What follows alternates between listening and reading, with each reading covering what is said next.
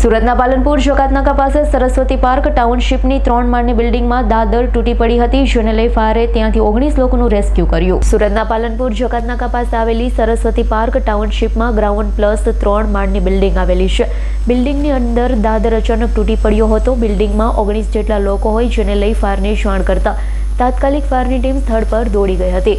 રેસ્ક્યુની કામગીરી કરી ફાયરના જવાનોએ 19 લોકોને બહાર કાઢ્યા તો સદનસીબે આ દુર્ઘટનામાં કોઈ જાનહાનિ થઈ ન હતી। મારું નામ SD Dhobi, deputy chief fire officer Rander zone. અત્યારે પાલનપુર જકાતનાકા પાસે આવેલી સરસ્વતી ટાઉનશીપમાં કંઈક દાદર તૂટી જવાનો કોલ ફાયર કંટ્રોલને મળેલો।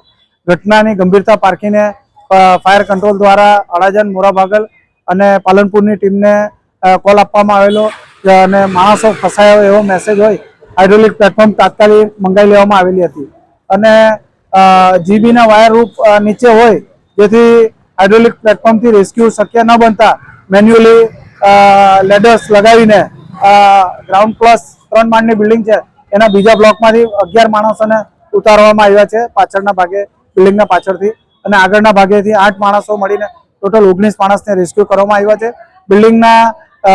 એના માટે અમે ઝોનમાંથી ડેપ્યુટી ઇજનેરને ઘટના સ્થળે બોલાવી લીધા છે। Bureau report S9 news Surat. અમારી તમામ માહિતીથી અપડેટ રહેવા માટે જોડાયેલા રહો S9 ન્યૂઝ સાથે।